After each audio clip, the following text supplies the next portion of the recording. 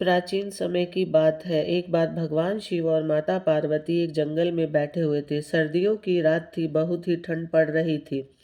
तब माता पार्वती शिवजी से कहती है कि प्राणनाथ, आज की रात निकालने के लिए ऐसा क्या किया जाए कि जिससे आज की रात निकल जाए। सर्दी भी बहुत भारी पड़ रही है।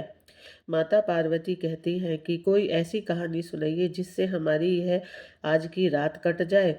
शिवजी अपनी पत्नी की बात सुनकर एक कहानी शुरू करते हैं कि तुम ध्यान से सुनो, मैं तुम्हें एक बहुत ही ज्ञानवर्धक और प्रेरणादायक कहानी सुनाने जा रहा हूँ। यह कहानी बहुत ही ध्यान से सुनना, और जो भी मनुष्य इस कहानी को पूरा अंत तक सुनेगा और समझेगा, उसका कल्याण होगा और उसे सुख संपत्ति और सौभाग्य की प्राप्ति होगी। अब भगवान शिव कहते हैं कि यह कहानी एक राजा और उसकी पुत्री की है। यह बहुत समय पहले की बात है। एक राजा था जिसकी 7 बेटियां थी। सभी 7 राजकुमारियां बहुत सुंदर थी, लेकिन जो सबसे छोटी राजकुमारी थी वह बहुत ही सुंदर और समझदार थी। उस राजकुमारी का नाम दुर्गा था, जो अपनी सभी बहनों में सबसे ज्यादा समझदार थी। राजा की पहली पत्नी की मृत्यु हो गई थी। माता की मृत्यु के समय सातों बेटियां बहुत छोटी थी। उसके बाद इन सातों राजकुमारी के पालन पोषण की जिम्मेदारी राजा पर आ गई। राजा अपनी बेटियों को बहुत प्यार करता था। राजा उन सभी राजकुमारियों की बहुत अच्छे से देखभाल करता था। उन्हें माता और पिता दोनों का प्यार देता था। राजा चाहता था कि राजकुमारी को ऐसा ना लगे कि उनकी माँ नहीं है। वह उनके लिए तरह तरह के भोजन बनाता और अच्छे अच्छे कपड़ों का भी प्रबंध करता था। वह अपनी बेटियों का पालन पोषण अच्छे से करने की कोशिश करता। अब धीरे धीरे राजकुमारियां बड़ी होने लगी और वह अपने पिता राजा महाराज के लिए भोजन बनाकर रख देती थी। जब भी राजा अपने मंत्रियों के साथ किसी राज्य के कार्य के लिए अपनी राजधानी से बाहर जाता, तब राजकुमारी उनके लिए खाना बनाकर रास्ते के लिए उनके साथ भेज दिया करती थी। धीरे धीरे समय बीत रहा था। उस राज्य के में राजा का एक प्रधान सेवक था जिसकी मृत्यु हो गई थी। वह भी अपने पीछे अपनी पत्नी और एक छोटी लड़की को छोड़ गया था। अब वे दोनों प्रधान सेवक के बिना इस संसार में अकेली रह गई थी। राजा की सातों लड़कियां अपने पिता के लिए भोजन तैयार करती थी। जब वह राजकुमारी यह भोजन तैयार कर रही होती थी, उसी समय उस प्रधान सेवक की पत्नी, जो कि विधवा थी, उनके पास आती और राजा की बेटियों से थोड़ी सी आग मांगती। राजा की छोटी बेटी दुर्गा को वह औरत बिल्कुल पसंद नहीं थी। वह उसका अपमान कर देती और कहती थी कि अपने घर जाकर स्वयं आग जलाओ। तुम रोज रोज हमसे आग मांगने क्यों आ जाती हो। लेकिन उस औरत पर इस बात का कोई असर नहीं होता था। वह विधवा औरत प्रतिदिन उनसे आग मांगने के लिए आने लगी। उसे छोटी राजकुमारी कितना भी बेइज्जत करती, लेकिन उस पर कोई असर नहीं होता था। राजकुमारी दुर्गा की जो 6 बड़ी बहनें थी, वह अपनी छोटी बहन को बहुत समझाती कि दुर्गा, शांत रहा करो।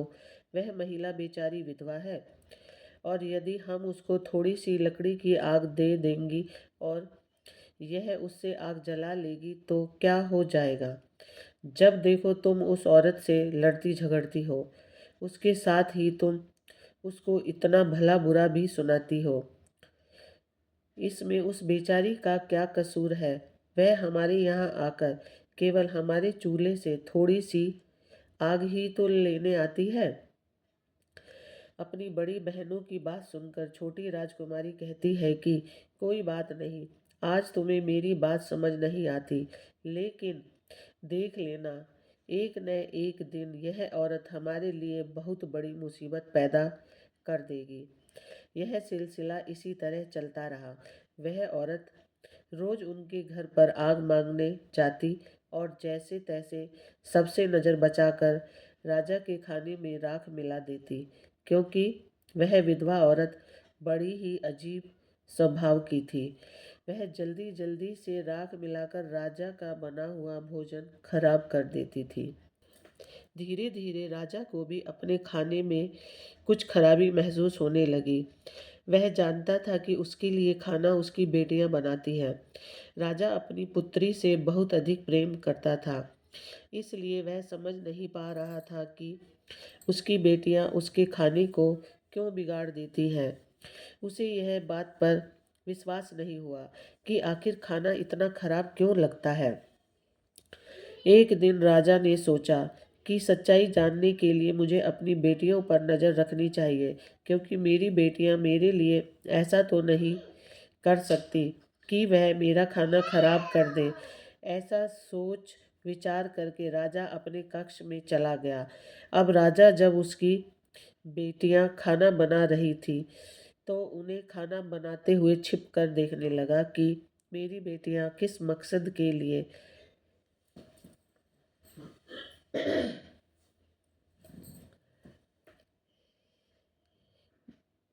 खाने को खराब करती है। ऐसा खराब खाना खिलाकर वह मुझे क्यों मारना चाहती है। अपने मन में ऐसा विचार करते हुए राजा अपनी पुत्री को देखने लगा, क्योंकि वह अपनी पुत्रियों से प्यार भी बहुत करता था। इसलिए गुप्त झरोके से देखकर वह जानना चाह रहा था कि मेरी बेटियां कैसे खाना खराब करती हैं। उसके सातों बेटियां सावधानी से चावलों को धो रही थी और बड़ी ही स्वच्छता से भोजन को तैयार कर रही थी। जैसे ही सभी प्रकार के भोजन बनकर तैयार हो गए, तो उसने देखा कि उसकी बेटियों ने बड़ी सावधानी और स्वच्छता से के साथ भोजन को चूल्हे से दूर हटाकर रख दिया। उसके बाद राजा ने जो देखा, उसे देखकर वह बड़ा ही आश्चर्यचकित हुआ। राजा ने देखा कि प्रधान सेवक की विधवा आग लेने के लिए उनके घर पर आई और उसने अपने घर पर भोजन को पकाने के लिए आग मांगी। तभी दुर्गा उस पर क्रोधित हो गई और उससे खड़ी खोटी सुनाने लगी। दुर्गा उससे कहने लगी, जब देखो मुंह उठाए आग मांगने चली आती हो। फिर दुर्गा की दूसरी बहनों ने उसे समझाया, कोई बात नहीं, आग ही तो मांग रही है, तुम गुस्सा मत करो। जब वो आग लेकर जाने लगी, तो उसने राजकुमारी की नज़र से बचकर सारे खाने में राख मिला दी। इस प्रकार उसने सबसे नजरें बचाकर सारा खाना खराब कर दिया। जब राजा ने देखा कि उसकी बेटियों ने तो बहुत साफ सफाई और बड़े सुंदर तरीके से खाना बनाया था, लेकिन प्रधान सेवक की पत्नी ने लकड़ी लेने के बाद खाने के सामान में राख मिला दी, तो राजा बहुत क्रोधित हुआ और वह अपने राजमहल में दरबार लगाकर बैठ गया। उसने तुरंत अपने आदमियों को प्रधान की पत्नी को पकड़ कर लाने के लिए भेज दिया और उनसे कहा कि प्रधान की पत्नी को मेरे सामने शीघ्र पेश करो। विधवा औरत को राजा के दरबार में लाया गया।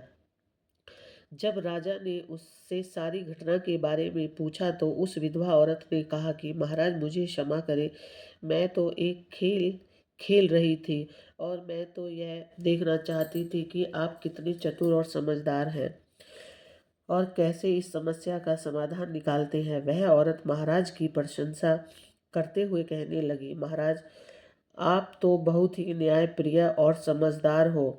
इस प्रकार उस औरत ने राजा को अपनी मीठी मीठी बातों में उलझा दिया। उसकी ऐसी बातें सुनकर राजा भी उसकी समझदारी के कारण उस पर अत्यधिक प्रसन्न हो गया और उस पर मोहित भी हो गया। राजा ने उसे दंड देने के स्थान पर उसको रानी बनाने का निर्णय कर लिया और इस तरह उससे विवाह कर लिया।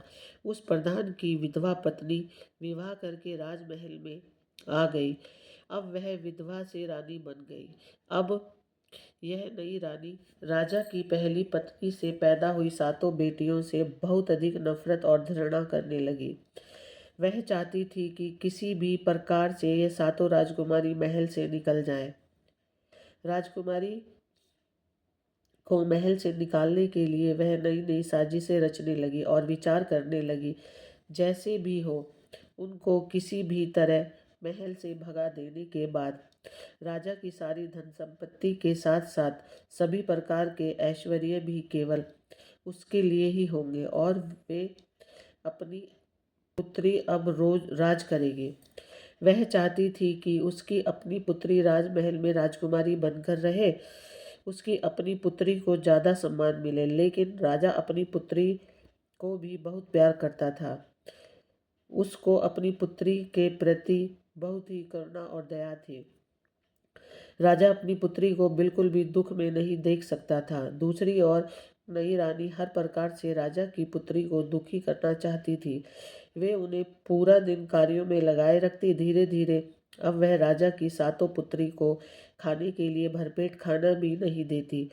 वह उसके खाने के लिए बहुत ही कम खाना देती और धीरे धीरे वह उनकी दूसरी ज़रूरतें और सुख सुविधाओं को भी कम करती जा रही थी। इस तरह से सातों बहनों पर हर प्रकार से दुखों का पहाड़ टूट पड़ा। इसके विपरीत जो प्रधान की पत्नी थी, जो अब रानी बन गई थी, तो उसे और उसकी छोटी पुत्री को हर प्रकार की सुख सुविधा दी जाने लगी। वह राजकुमारी की तरह महल में रहने लगी। महल में रानी अपनी बेटी को राजकुमारी बनाकर रखती और उससे एक राजकुमारी की तरह से ही जीवन जीने के लिए प्रोत्साहित करती।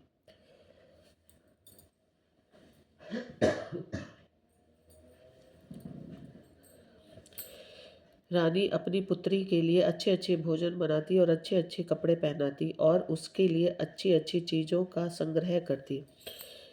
उसने राजा की पहली पत्नी से जो 7 राजकुमारियाँ थी, उन सभी को सभी प्रकार के सुखों से वंचित कर दिया। सभी बहनें बहुत दुखी और उदास रहती। एक दिन बहुत अधिक परेशान होने के कारण वे सातों बहनें महल के बाहर जाकर अपनी माँ की समाधि पर जाकर रोने लगी। वहां जाकर वे अपनी माँ से इस प्रकार से कहने लगी, माँ, क्या तुम अपनी बेसहारा लाचार बेबस पुत्री को नहीं देख सकती हो? हम सब कितनी अधिक दुखी हैं। हे माँ, हमारी सौतेली माँ हम पर कितने जुल्म ढा रही है। हम भूख प्यास से तड़प रहे हैं। माँ, अब हम क्या करें? धीरे धीरे यह उनका रोज का काम हो गया। दिन में जब वह दुखी होती तब उनकी माँ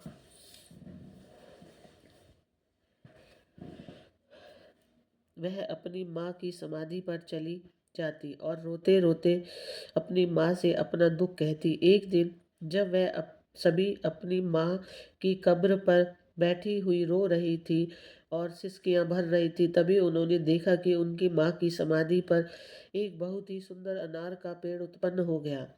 जल्दी ही वह पौधा पूरी तरह से ताज़ा, सुंदर और स्वादिष्ट फलों से भर गया।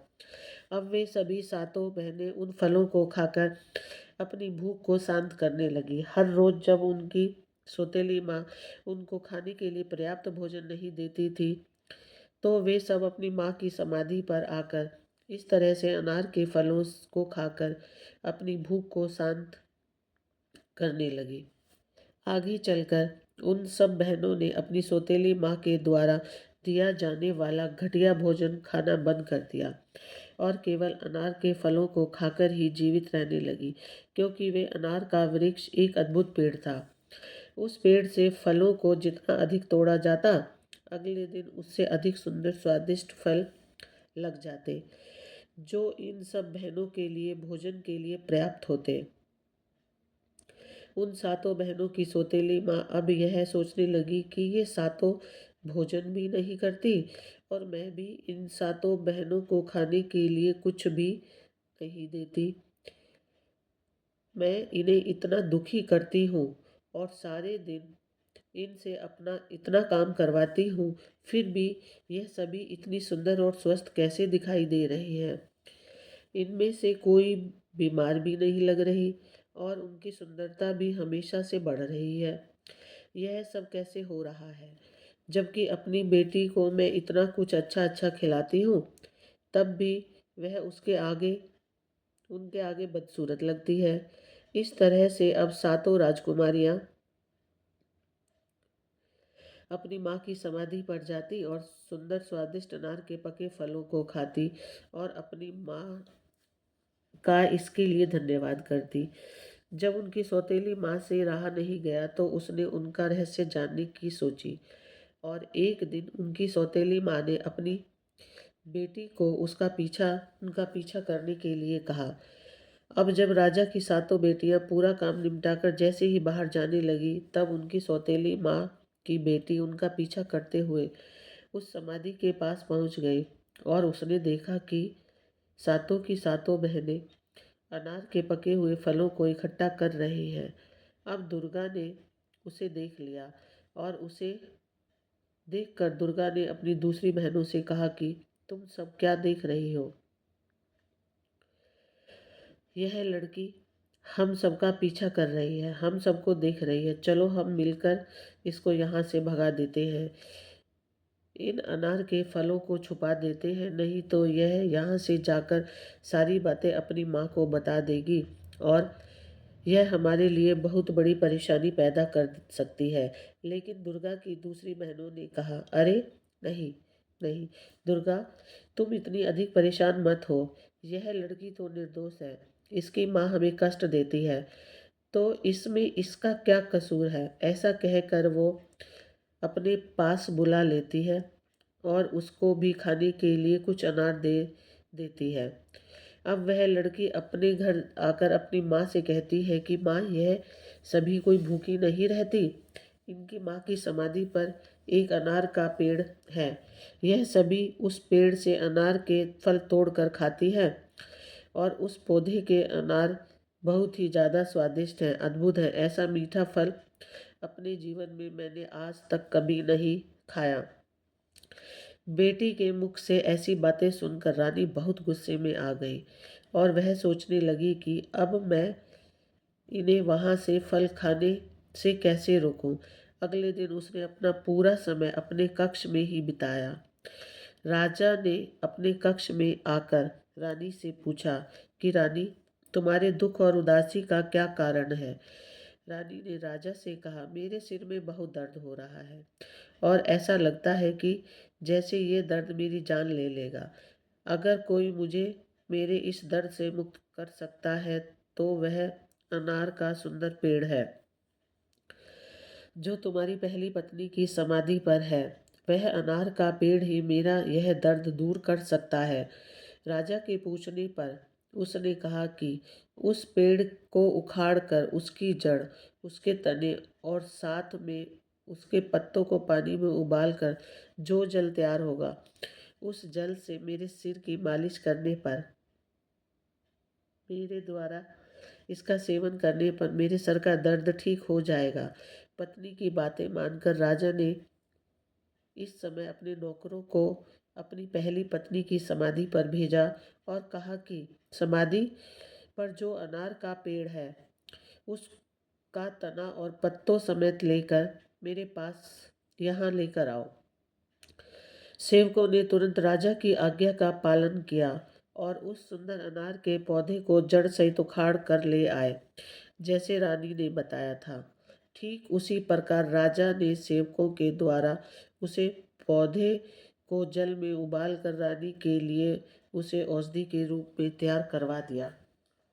उससे रानी के सिर की मालिश की गई, और उसका सेवन करवाया गया। सेवन करने के बाद उस क्रूर रानी ने राजा से कहा कि अब मैं बिल्कुल ठीक हो गई हूँ और बहुत अच्छा महसूस कर रही हूँ। आपने मेरे लिए इतना सब कुछ किया, उसके लिए आपका बहुत धन्यवाद। तब राजा ने कहा कि नहीं रानी, यह तो मेरा हक है। जब अगले दिन सातों बहनें अपनी माँ की समाधि पर गई तो उन्होंने देखा कि वहाँ समाधि पर अनार का वह पेड़, सुंदर पौधा गायब हो चुका है। यह देखकर सभी बहनें परेशान हो गई, और उन्होंने बहुत दुखी होकर रोना शुरू कर दिया। वे सोचने लगी कि अब वहाँ माँ की समाधि पर अनार का पेड़ भी नहीं है, वे कहाँ जाएंगी और क्या कहेंगी? अनार का पेड़ न होने के कारण अब वे सभी बहनें फिर से भूखी रहने लगी। दुखी होकर वह अपनी माँ से प्रार्थना करने लगी। तभी उन्होंने देखा कि अनार के पेड़ के स्थान पर एक छोटा सा तालाब बन गया, जो मक्खन जैसे पदार्थ से भरा हुआ था, जो जल्द ही सफ़ेद ठोस रोटी की तरह बन गया, जिसको रोती हुई सभी बहनों ने बहुत ही आश्चर्य के साथ देखा। यह देखकर सभी बहनें बहुत खुश हुई और उनमें से कुछ रोटी को लेकर खाने लगी, जो खाने में बहुत ही अधिक स्वादिष्ट थी और उन्हें बहुत पसंद भी आई। अगले दिन भी वही हुआ और उसके बाद अब रोजाना यही होने लगा। हर रोज सभी रोजाना अपनी माँ की समाधि पर जाती और देखती कि एक छोटे से तालाब में पहले मक्खन बनता है, फिर वह मक्खन रोटी का रूप ले लेता है और उस रोटी को खाकर वह सब अपनी भूख को शांत कर लेती हैं।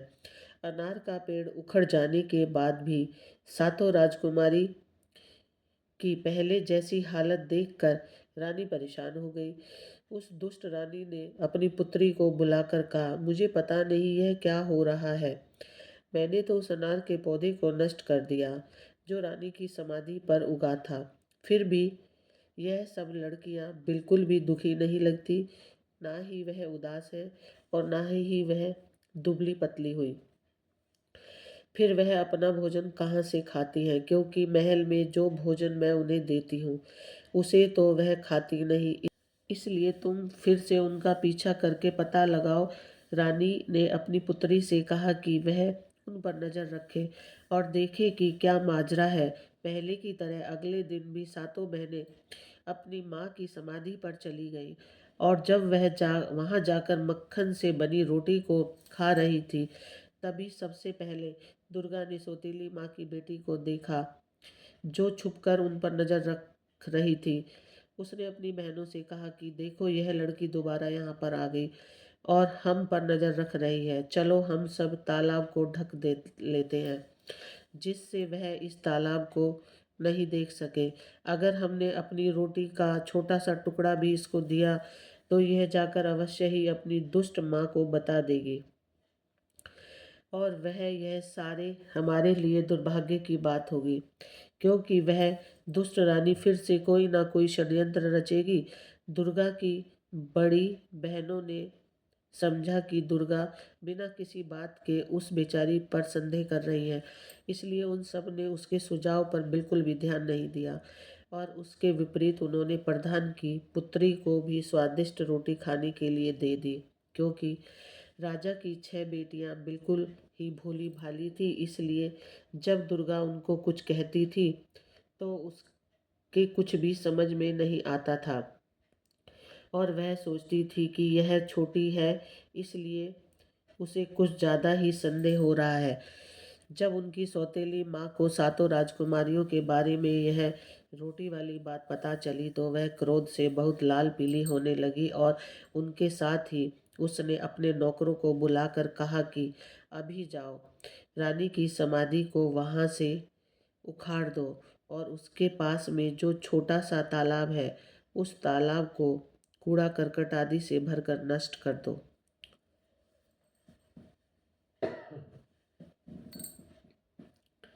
अब जब सब राजकुमारियों ने यह देखा कि उनकी माँ की समाधि ही नहीं, तो वह बहुत ही ज़्यादा दुखी हुई, जोर जोर से रोने लगी, क्योंकि अब तो उनके पास में कोई और चारा था ही नहीं। इस पर भी रानी संतुष्ट नहीं हुई। एक दिन रानी फिर से भयंकर बीमारी का बहाना करके अपने कक्ष में पड़ी रही और महाराज को बुलाया। महाराज ने आकर रानी की बीमारी का कारण जानना चाहा। राजा ने कहा कि चाहे मेरा सारा साम्राज्य बिक जाए, लेकिन मैं तुम्हारी बीमारी को ठीक करने के लिए तुम्हें अच्छे से अच्छे वैद्य को दिखाऊंगा और बिल्कुल तुम्हें बिल्कुल ठीक कर दूंगा। लेकिन वह रानी तो अपनी चाल चल रही थी, वह तो स्वभाव से ही दुष्ट थी। तो वह दुष्ट रानी कहने लगी कि इतना कुछ करने की जरूरत नहीं, मेरे जीवन को तो केवल तुम्हारा एक छोटा सा कार्य ही बचा सकता है। राजा ने कहा, तुम कहो तो सही, जो तुम कहोगी मैं उसे अवश्य पूरा करूंगा। इसके लिए मैं तुमसे प्रतिज्ञा करता हूँ। फिर रानी ने कहा, मेरे जीवन को बचाने के लिए तुम एक कार्य कर दो। आपके जो पहली पत्नी के साथ राजकुमारियां हैं, आप उनकी हत्या कर दो और उनकी हत्या करने के बाद उनका खून मेरे सर और मेरी हथेली पर लगाना। इस तरह से उनकी मृत्यु से मेरा जीवन बच जाएगा। इस शब्द को सुनकर राजा दुख से भर गया। उनके पैरों के नीचे से जैसे जमीन ही गायब हो चुकी थी। वह मूर्छित सा होकर गिरने वाला हो गया। लेकिन फिर भी राजा ने अपने आप को संभाल लिया, क्योंकि राजा को अपनी प्रतिज्ञा टूटने का भय था और वह अपनी बेटियों को अपनी जान से ज्यादा प्यार करता था। फिर राजा ने अपना मन को कठोर किया और राजकुमारी की तलाश करने लगा। फिर राजा ने अपनी सातों राजकुमारियों को अपनी माँ की समाधि के पास बैठे देखा। राजा उनके पास पहुंचा तो उसने देखा कि उनकी सातों बेटियां अपनी माँ की समाधि के पास बैठकर रो रही हैं। राजा उनके पास बैठा तो उसने देखा कि उनकी सातों बेटियां अपनी माँ की समाधि के पास बैठकर रो रही हैं। अपनी पुत्री की ऐसी हालत देखकर राजा का हृदय कांप उठा, क्योंकि वह अपनी बेटियों से बहुत ही प्रेम करता था। एक तरफ उसकी रानी की इच्छा और राजा की प्रतिज्ञा, और दूसरी तरफ उसकी बेटियों का जीवन। उसे समझ नहीं आ रहा था कि वह क्या करे। अब राजा को कुछ कुछ समझ में आ रहा था कि उसकी बेटियां सौतेली माँ के साथ खुश नहीं हैं और सौतेली माँ भी उन्हें खुश नहीं रख पा रही है। अपनी पुत्री के पास पहुंचकर राजा प्रेम पूर्वक अपनी पुत्रियों से बोला कि तुम मेरे साथ इस महल से बाहर जंगल में चलो। पिता की बात मानकर वह सभी उनके साथ चल पड़ी। वह उन सभी को लेकर जंगल की ओर चल दिया। जंगल में कुछ दूर जाकर एकांत में राजा ने आग लगा दी और उन सब के लिए कुछ चावल को पकाकर खाने के लिए दिया। दोपहर का समय था। इस समय बहुत अधिक गर्मी हो रही थी, जिसके कारण सभी सातों बहनें खाना खाने के बाद गहरी नींद में सो चुकी थी। जब राजा ने देखा कि सातों बहनें सो चुकी हैं, तो वह चोरी से छुपकर उन लड़कियों से निगाह बचाकर वहां से भाग गया। उन सबको गहरी नींद में सोते हुए राजा ने वहीं पर छोड़ दिया। राजा अपने मन में यह सोचकर खुश था कि चलो, हमारी बेटियां जहाँ कहीं भी रहेंगी, कम से कम जीवित और ठीक तो रहेंगी। वह अपनी सौतेली माँ की अत्याचारों से बची रहेंगी। यह कहीं जाकर अपना जीवन गुजार लेंगी। साथ ही उसने भगवान से प्रार्थना की कि वह इस एकांत जंगल में उनकी पुत्री को भूख प्यास और किसी जानवर के भोजन के रूप में मृत्यु को प्राप्त हो जाने से बचाए।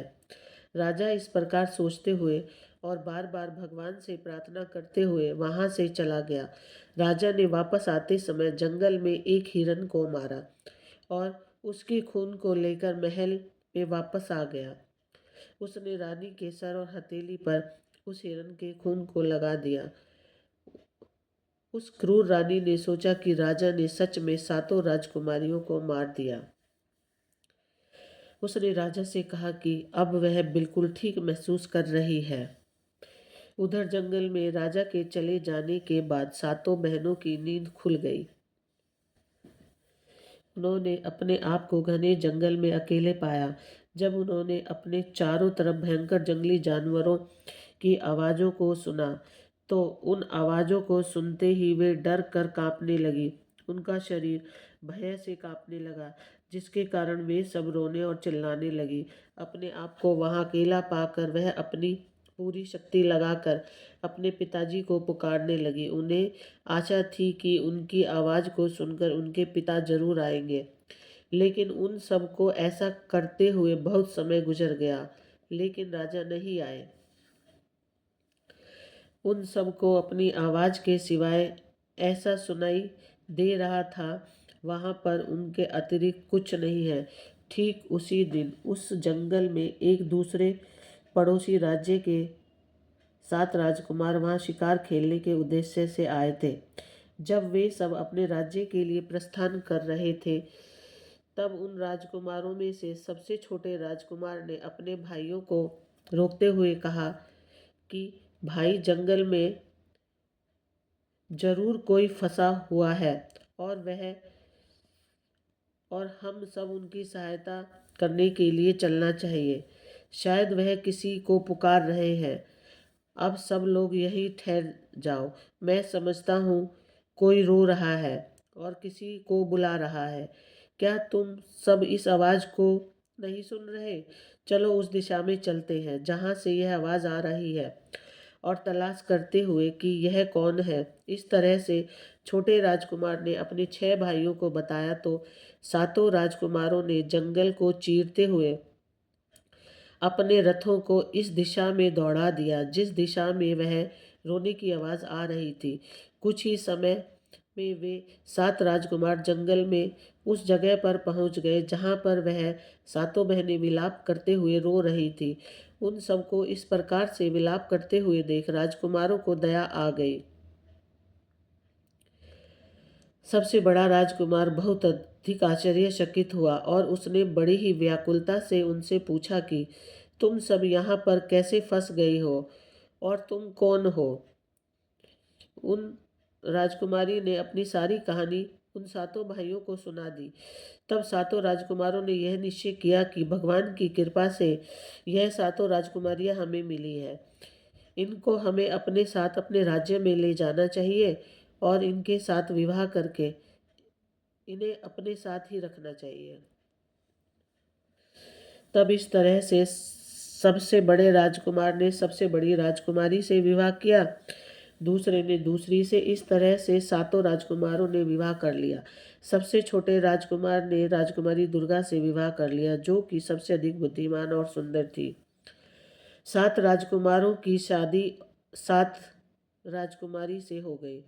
विवाह करने के बाद सातों राजकुमार अपने राज्य में वापस लौट आए। उनके वापस आने पर पूरे राज्य की प्रजा में खुशी की लहर दौड़ गई।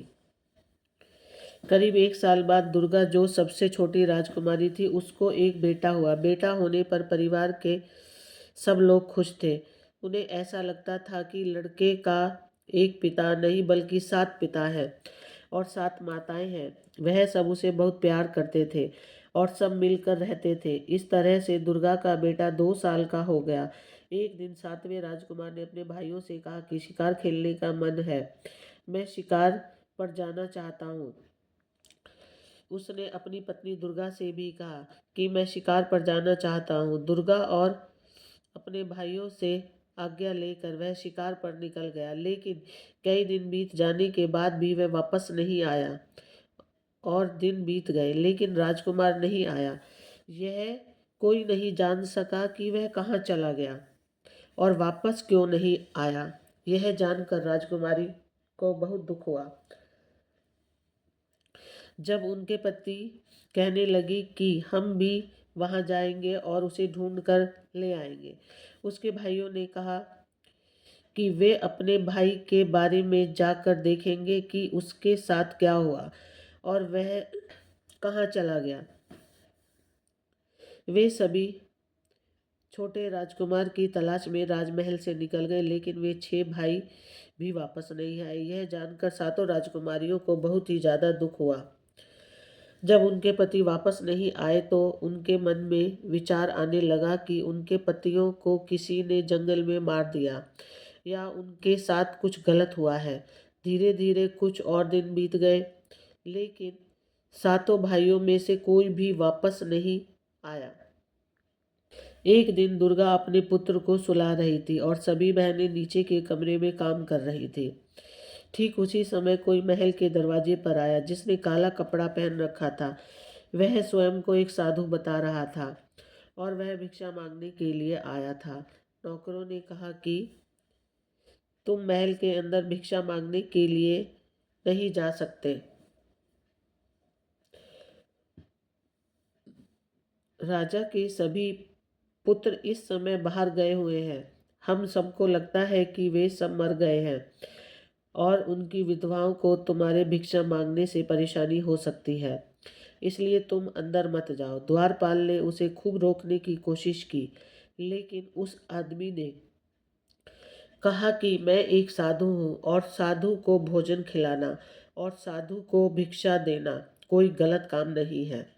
लेकिन वास्तव में वह कोई साधु नहीं था, वे तो एक जादूगर था। जिसका नाम मूषक था। जादूगर मूषक ऐसे ही महल में घुस रहा था और उसने वहां पर बहुत सी सुंदर वस्तुओं को देखा। अंत में वह उस कमरे में पहुंचा जहां राजकुमारी दुर्गा अपने छोटे से बेटे को पालने में सुला रही थी। उसको देखते ही जादूगर मूषक ने सोचा कि इतनी अधिक सुंदर औरत, जो स्वर्ग की किसी अप्सरा की तरह है, आज तक उसने अपने जीवन में कभी भी नहीं देखी। राजकुमारी दुर्गा को देखकर जादूगर उस पर अत्यधिक मोहित हो गया और सीधा उसके पास चला गया। उसके पास जाकर उसने दुर्गा से कहा कि मैं तुमको पसंद करता हूँ। अब मैं तुम्हारे साथ पूरी जिंदगी बिताना चाहता हूँ। तुम मेरे साथ मेरे घर चलो। मैं तुमसे विवाह करना चाहता हूँ। राजकुमारी दुर्गा अपने कमरे में इस प्रकार एक अनजान व्यक्ति को देखकर हैरान थी। ऊपर से वह व्यक्ति उसे इस प्रकार विवाह करने की बात कर रहा है। राजकुमारी दुर्गा ने कहा, मैं शादीशुदा हूँ, मेरा पति है। मुझे डर है कि उसकी मृत्यु हो चुकी है। फिर भी मेरा यह छोटा सा बेटा है जिसके लिए मैं निश्चित रूप से यहीं रहूंगी और इसका पालन पोषण करूंगी। दुनिया में जीने के लिए मुझे पति के अलावा मुझे अपने बेटे के सहारे की ज़रूरत है जो मेरे पास है। मैं इसे छोड़कर कहीं भी नहीं जाऊंगी और न ही मुझे कोई और चीज़ की ज़रूरत है। अब उस जादूगर ने उसे बहुत से लोभ लालच दिए, लेकिन राजकुमारी दुर्गा जादूगर की बात में नहीं आई और उसने कहा कि मैं इसके पिता को तलाश करूंगी। इसका पिता जरूर मिलेगा। लेकिन वह जादूगर ना सुनने के बिल्कुल भी आदी नहीं था। उसे बहुत ही गुस्सा आया कि यह राजकुमारी मेरे साथ विवाह करने के लिए राजी नहीं हो रही। तो उसने उस राजकुमारी को बहुत बार समझाने की कोशिश की, लेकिन दुर्गा ने क्रोधित होकर मूसक जादूगर को वहां से जाने के लिए कह दिया।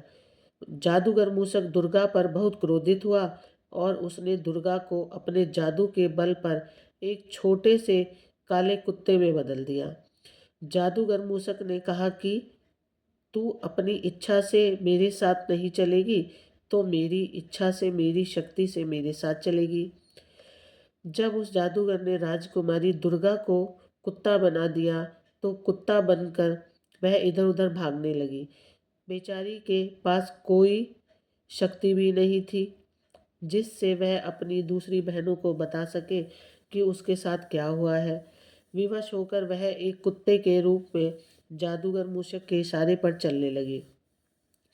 जादूगर मूषक जैसे ही महल के दरवाजे से पहुंचा तो द्वारपालों ने उससे पूछा कि तुमने इस छोटे से कुत्ते को कहाँ से लिया है।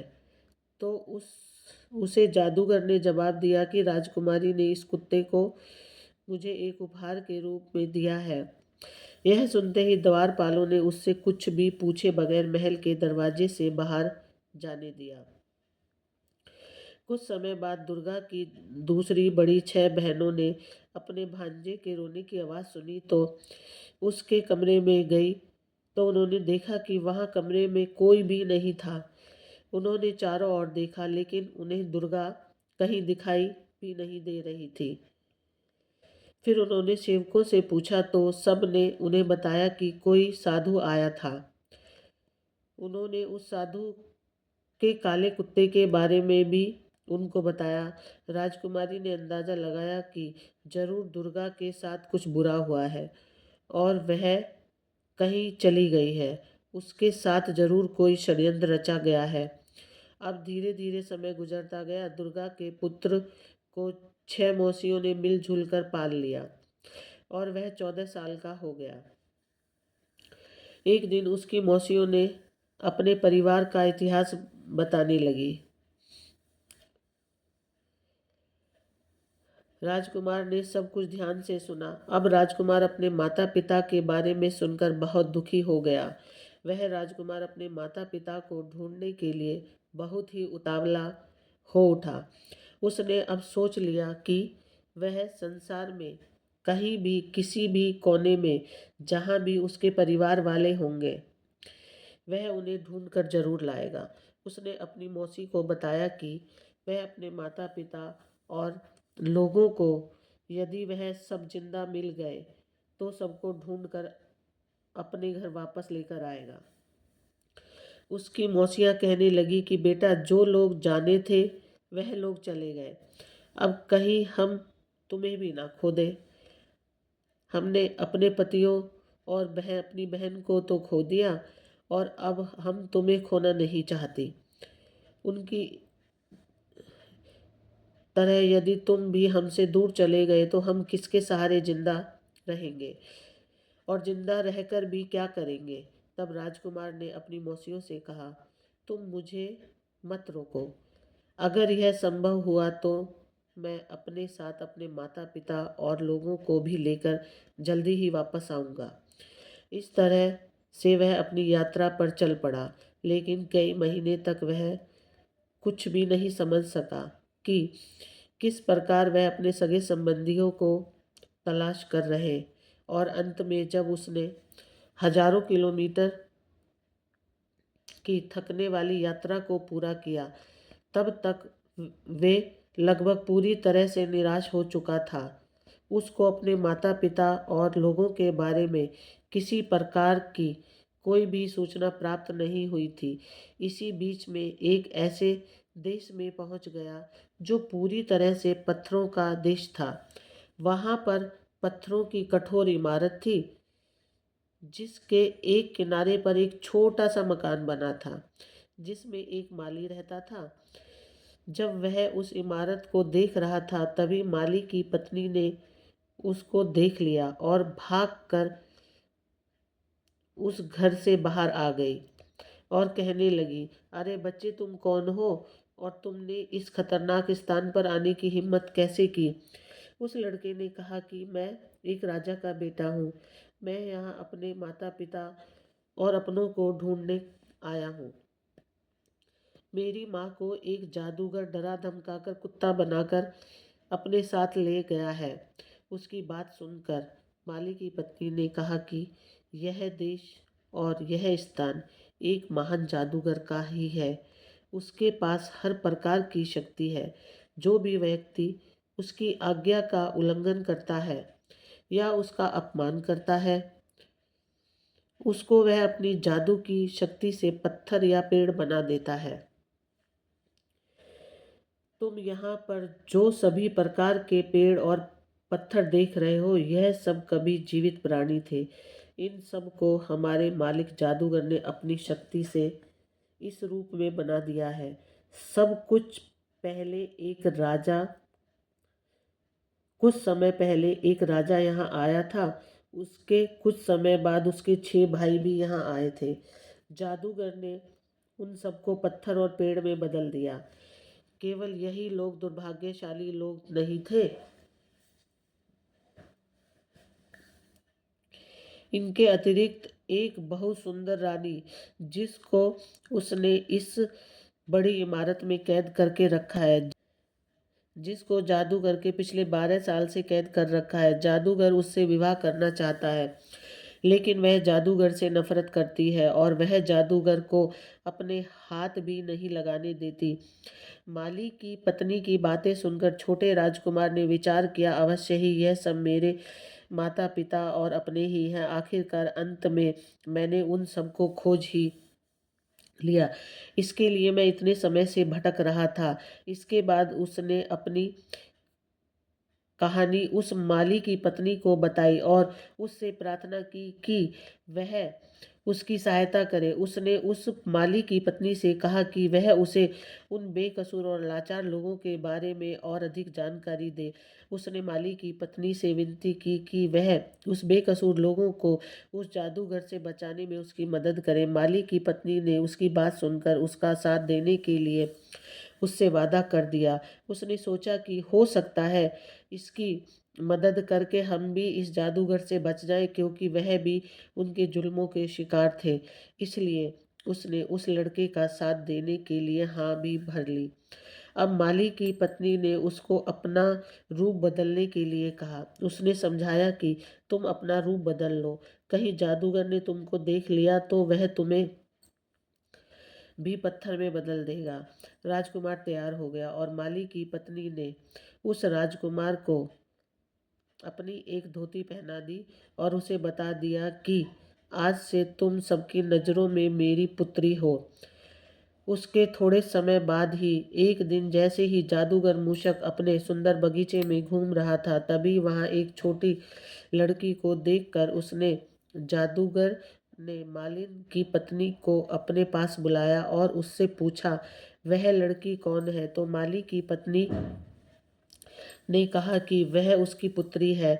इस तरह से जादूगर और राजकुमार की पहली मुलाकात हुई। राजकुमार एक लड़की के भेष में जादूगर से अपनी पहचान छुपा कर मिलता और जादूगर उसको देखकर उससे कहता कि तुम बहुत ही सुंदर हो। कल तुम वहाँ बड़ी इमारत में रहने वाली सुंदर औरत के लिए मेरा पहला उपहार लेकर जाओगी। जादूगर की बात सुनकर छोटा राजकुमार बहुत खुश हो गया कि कल वह अपनी माँ के लिए कुछ उपहार लेकर जाएगा। जादूगर से मिलने के बाद वह तुरंत माली की पत्नी के पास गया और इस बारे में उसने उसको बताया और विचार विमर्श करने के बाद उसने निश्चय किया कि वह इसी भेष में रहेगा, क्योंकि इस भेष में उसको कोई पहचान नहीं सकता। उसने निर्णय लिया कि उचित अवसर आने पर वह अपनी माँ को छुड़ा लाएगा। जब दुर्गा की शादी राजकुमार के साथ हुई तो राजकुमार ने उसको एक छोटी सी अंगूठी दी थी जिस पर उसका नाम लिखा था। उस अंगूठी को दुर्गा ने तब अपने पुत्र की उंगली में पहना दिया जब उसका पुत्र बहुत छोटा सा बच्चा था। जब उसका पुत्र उस समय के साथ बड़ा हुआ तो उसकी मौसियों ने उस अंगूठी का आकार राजकुमार की उंगली के आकार का बनवा दिया, उसकी उंगली में पहना दिया। इस तरह से वह अंगूठी उस राजकुमार ने अपनी उंगली में अभी भी पहन रखी थी। माली की पत्नी ने राजकुमार को बोला कि तुम इस गुलदस्ते में छुपा कर रख दो, जिसे देखकर तुम्हारी माँ तुम्हें पहचान जाए, और कहा कि यह सब शीघ्र यथाशीघ्र बिना किसी समस्या के, बिना किसी कठिनाई के संभव है होगा, क्योंकि एक दरबार हमेशा बेचारी राजकुमारी दुर्गा के ऊपर नजर रखता था। कैद में होने के कारण उसकी हर समय शक्ति से निगरानी रखी जाती है। माली की पुत्री के रूप में राजकुमार को हर रोज फूलों का गुलदस्ता जादूगर की तरफ से अपनी माँ तक पहुँचाने का मौका मिल चुका था। अब वह हर रोज फूलों का गुलदस्ता रानी तक पहुँचाने लगा। जादूगर की एक दासी हमेशा उसकी माँ के कमरे में रहती थी। अंत में एक दिन किस्मत ने उस राजकुमार का साथ दिया और उसको एक ऐसा मौका मिल गया जब कमरे में उसकी माँ के अतिरिक्त और कोई दूसरा व्यक्ति नहीं था। जब कोई उसको नहीं देख सकता था तो उसने उस उंगली में पहनी अंगूठी को निकालकर उसे फूलों के गुलदस्ते में बांधकर अपनी दुर्गा माँ के कदमों में डाल दिया। इस अंगूठी के जमीन पर गिरते ही आवाज हुई। जैसे ही दुर्गा ने उस फूल के गुलदस्ते की ओर ध्यान दिया, दुर्गा ने देखा कि इन फूलों के अंदर ऐसा क्या है जो यह आवाज़ विचित्र कर रहा है। ध्यान से देखने पर उसने एक छोटी सी अंगूठी को फूलों के साथ बंधे हुए पाया। उस अंगूठी को पहचानते ही जब उसने फूलों का गुलदस्ता लाने वाली लड़की की ओर देखा तो लड़की बन राजकुमार ने उसे अपने बारे में बताया। अपने पुत्र द्वारा बताई गई सारी कहानी उसको तुरंत विश्वास हो गया। राजकुमार ने अपनी माँ से कहा कि कितनी खोज करने के बाद उसने उनको प्राप्त कर लिया है और उसे बचाने की कोशिश कर रहा है, अपने जीवन को खतरे में डालकर। वह अपने माता पिता और अपनों को दुष्ट जादूगर मूसक से मुक्त करा कर ले जाएगा। उसकी माँ ने उसको बताया कि उसे इस जादूगर ने पिछले कई सालों से किस तरह से कैद कर रखा है और उसने इस इमारत के सारे दरवाजे को भी बंद करके रखा है, क्योंकि वह मुझसे विवाह करना चाहता है। मैंने उससे विवाह करने के लिए मना कर दिया है। बेटे ने कहा, माँ, तुमने इस जादूगर से इतने सालों तक केवल कठोरता और क्रोध से बात की है। तुम जादूगर से कहो कि मैंने इतने लंबे समय तक अपने पति का शोक किया है, अब मैं तुमसे शादी करने को तैयार हूँ। इसके बाद दोनों माँ बेटा बैठकर अपनी योजना बनाने लगे और उसको अंजाम देने के बारे में सोचने लगे। बेटा कहता है, इसके बाद आप यह पता लगाना कि उसकी शक्ति क्या है और क्या वह अमर है या उसे मार डाला जा सकता है।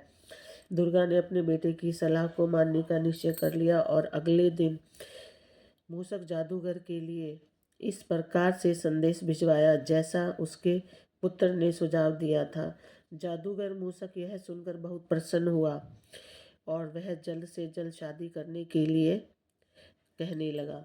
इसके बाद जादूगर मूसक ने दुर्गा से महल में चलने के लिए विनती की, लेकिन दुर्गा ने उसको कहा कि इससे पहले कि वह उससे शादी करे, उसे उसको अधिक समय देना चाहिए ताकि वह आपस में और परिचित हो सके।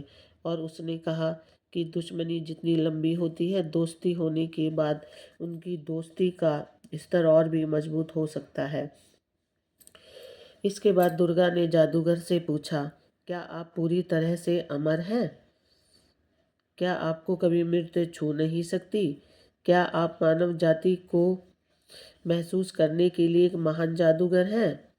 तब जादूगर ने कहा, तुम यह क्यों पूछ रही हो? तो रानी ने जवाब दिया कि शादी करके आपकी पत्नी बनने से पहले मैं आपके बारे में सब कुछ जानना चाहती हूँ।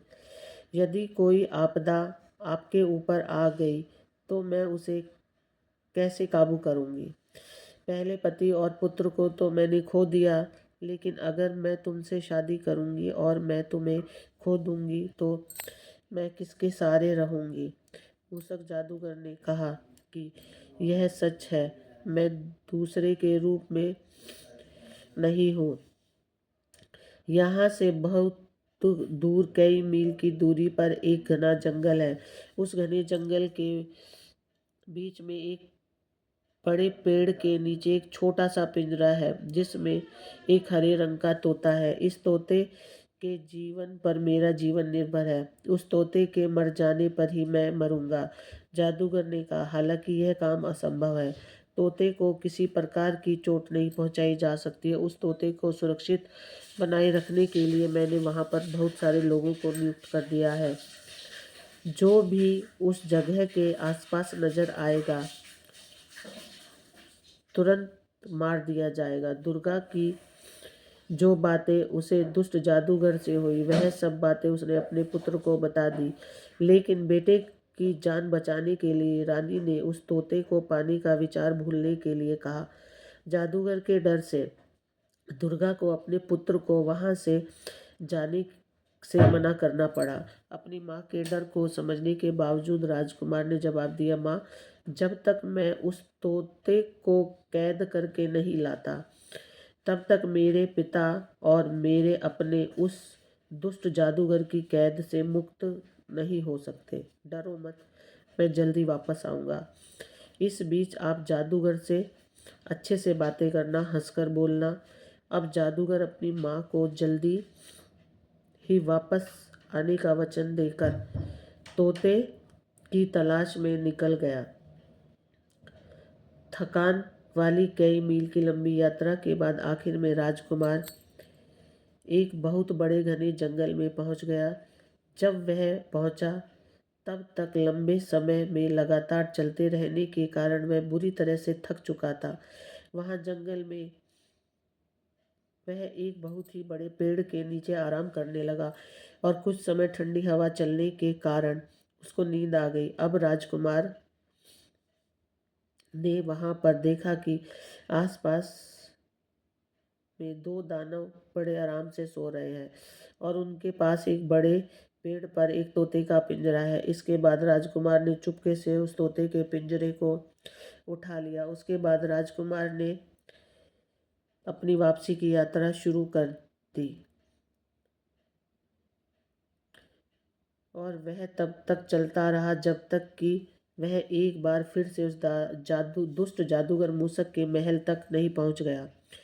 वह महल के दरवाजे के नीचे बगिया में बैठकर उस तोते के साथ खेलने लगा।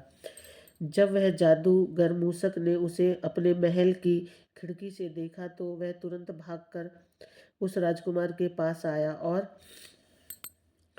कहा, मेरे बच्चे, तुम इस तोते को कहाँ से लेकर आए हो? तुम इस तोते को मुझे दे दो। इसके लिए मैं तुम्हें बहुत धन दौलत दूंगा। लेकिन राजकुमार ने जादूगर को मना कर दिया। जाद राजकुमार ने कहा कि नहीं, मैं अपने तोते को तुम्हें नहीं दे सकता। यह कई सालों से मेरा प्रिय पालतू पक्षी है। फिर जादूगर ने कहा, अगर यह तुम्हारा पुराना और मनपसंद प्रिय पालतू पक्षी है तो मैं समझ सकता हूँ कि तुम इसको मुफ्त में तो दोगे नहीं। बताओ, तुम इस तोते की क्या कीमत लगाओगे? तुम जो कीमत लगाओगे वह मैं तुम्हें दूंगा। राजकुमार ने कहा कि साहब, मैं अपने प्यारे तोते को नहीं बेच सकता। इसलिए जादूगर मूसक बहुत अधिक भयभीत हो गया और उसने कहा, तुम इसके बदले में मुझसे कुछ भी ले सकते हो, बस तुम मुझे यह तोता दे दो। जादूगर की यह बात सुनकर राजकुमार उससे बोला कि चलो ठीक है, अगर तुम इसके बदले में कुछ देना चाहते हो तो मैं भी यह तोता तुम्हें दे दूंगा। राजकुमार की बात सुनकर जादूगर खुश होते हुए बोला, ठीक है, बताओ तुम्हें क्या चाहिए, मैं तुम्हें ज़रूर दूंगा। राजकुमार ने कहा, सबसे पहले तुम उन 7 राजकुमार राजाओं को मुक्त करो जिसको तुमने पत्थर का और वृक्ष बना रखा है। जादूगर ने कहा, ठीक है, तुम्हारी इच्छा पूर्ण होगी, तुम मुझे केवल यह तोता दे दो। इसके बाद दुर्गा के पति समेत दूसरे 6 राजा अपने प्राकृतिक रूप में आ गए। फिर मूसक जादूगर ने कहा कि देखो, मैंने इन्हें फिर से ठीक कर दिया है, अब तो मुझे तोता दे दो। लेकिन उस राजकुमार ने कहा, इतनी जल्दी भी क्या है? पहले तो उन सभी लोगों को आज़ाद करो जिनका तुम अपनी कैद में कर रखा है। अब जादूगर मूसक ने कहा, ठीक है। इसके बाद जैसे ही जादूगर ने अपने हाथ को घुमाया, सब के सब प्राणी जो पत्थर और वृक्ष बने हुए थे सब अपने अपने प्राकृतिक शरीर में आ गए। इसके बाद में पूरा बगीचा, जो कुछ समय पहले पत्थरों और हरे वृक्षों से भरा था, चारों तरफ मानव जीवन की खुशबू से महकने लगा। चारों तरफ इंसान ही इंसान नजर आने लगे, जो कि सब जीवित होकर सांस लेने लगे। राजा, पंडित, नौकर, चाकर, सेवक, सरदार, गाय, भेड़, बकरी, हाथी, सैनिक, ना जाने क्या क्या ताकतवर पुरुष और सुंदर आभूषणों से सुसज्जित औरतें, सैनिक सब जीवित हो गए। अब जादूगर अपने दोनों हाथ जोड़कर रोते हुए राजकुमार से विनती करने लगा कि तुम मुझे यह तोता दे दो। राजकुमार ने उस तोते को बहुत ही सख्ती से पकड़ लिया और उसके एक पंख को जोर लगाकर उसके शरीर से अलग कर दिया। इसके साथ ही जादूगर का दाहिना हाथ उसके शरीर से अलग हो गया। फिर जादूगर मूसक ने अपने बाएं हाथ को फैलाकर राजकुमार से कहा कि आप यह तोता मुझे दे दो। इसके बाद राजकुमार ने उस तोते को के बाएं पंख को उसके शरीर से तोड़ दिया, जादूगर की तरफ फेंक दिया, जिससे जादूगर का बायां हाथ भी उसके शरीर से टूटकर गिर गया। इसके बाद भी वह चिल्लाता रहा कि मुझे मेरा तोता दे दो। अब जादूगर अपने घुटनों पर गिर गया। फिर राजकुमार ने उस तोते की जान ले ली। अब वह जादूगर मूसक मर चुका था। इसके मरते ही वह तोता जादूगर मूसक के चंगुल से आज़ाद हो गया और वह वापस जिंदा होकर उड़ने लगा। अब सब लोगों ने मिलकर उस जादूगर का अंतिम संस्कार कर दिया। इसके बाद अपने राजकुमार के पिता ने अपनी पत्नी दुर्गा को बड़ी इमारत से मुक्त किया और इस तरह से राजकुमार अपने सभी सगे संबंधियों के साथ अपने देश अपनी पत्नी दुर्गा को बड़ी इमारत से मुक्त किया और इस तरह से राजकुमार अपने सभी संबंधियों के साथ अपने देश के लिए चला गया। दूसरे सभी लोग भी अपने अपने घर की तरफ चले गए। इस तरह से राजकुमार ने अपने माता पिता और अपनों को इस दुष्ट जादूगर की कैद से आज़ाद किया। अब भी वे सभी इस सुखी जीवन जीने लगे। इसकी मौसियाँ जो उन सभी का इंतजार कर रही थी, वह भी अपने पतियों को देखकर बहुत खुश हुई और सुख से अपना जीवन व्यतीत करने लगी। अब सातों रानियों ने अपने राजाओं को बताया कि कैसे उनकी सौतेली माँ उनका अपमान करती थी और उन्होंने उनकी जिंदगी बर्बाद करने की पूरी कोशिश की। अब सभी राजाओं ने कहा, चलिए रानियां, हम लोग सब आपके पीहर चलते हैं। वह सब लोग उस राज्य में जाते हैं और जब राजा को पता चला कि उनकी सातों बेटियां अपने पतियों के साथ यहाँ आ रही हैं, तो वह बहुत खुश हुआ और जब वह उनसे मिला तो अपने आंसू रोक नहीं पाया और जोर जोर से रोने लगा और कहा कि बेटा, मुझे माफ़ कर दो। मैं तुमसे बहुत प्यार करता था, लेकिन मैं क्या करूं, मेरी भी मजबूरी थी, इसलिए मैंने तुम्हें जंगल में छोड़ दिया। मुझे उसकी बातों में नहीं आना चाहिए था, लेकिन पता नहीं मैं उनकी बातों में कैसे फंस आ गया और आप लोगों को जंगल में छोड़ आया। इसके लिए आप मुझे माफ़ कर दीजिए। तब राजकुमारी ने कहा कि नहीं पिताजी, कोई बात नहीं, हम बहुत खुश हैं। विधि का विधान ही ऐसा होता है कि कोई कर्मों के फल से नहीं बच सकता। हमारे भी बुरे कर्म हुए होंगे जिसके कारण हमें यह सब झेलना पड़ा। और विधि का विधान भी देखिए, अगर आप हमें जंगल में नहीं छोड़ते तो हम राजाओं से कैसे मिलते। अब राजा अपनी बेटियों से मिलकर बहुत ही खुश हुआ और उसने कहा कि बेटा, तुम्हारी सौतेली माँ ने तुम्हारे साथ गलत किया था। इसी कारण जिस दिन से तुम्हें जंगल में छोड़कर वापस आया, उसी रात को सौतेली माँ को पता नहीं अचानक से क्या हो गया और वह जलकर मर गई। उसके भी बुरे कर्म उसको हाथों हाथ ही मिल गए। मैंने तुम सभी को ढूंढने की बहुत कोशिश की थी, लेकिन तुम मुझे कहीं पर भी नहीं मिली। तब वह राजा अपनी सातों राजकुमारियों के गले लग जाता है और बहुत ही खुश होता है। तभी मित्रों कहते हैं कि कभी किसी के साथ धोखा नहीं करना चाहिए और ना ही किसी चीज़ का घमंड करना चाहिए और ना ही कभी किसी को सताना चाहिए। अब शिव जी माता पार्वती से कहते हैं कि देखो पार्वती, कोई भी अपने कर्मों के फल से नहीं बच सकता और हमें हमेशा अपनी बुद्धि से काम करना चाहिए और कभी भी घबराना नहीं चाहिए और विपरीत परिस्थितियों में सभी का साथ देना चाहिए और कभी भी किसी को सताना नहीं चाहिए और सभी के साथ में प्यार से मिलजुल कर रहना चाहिए।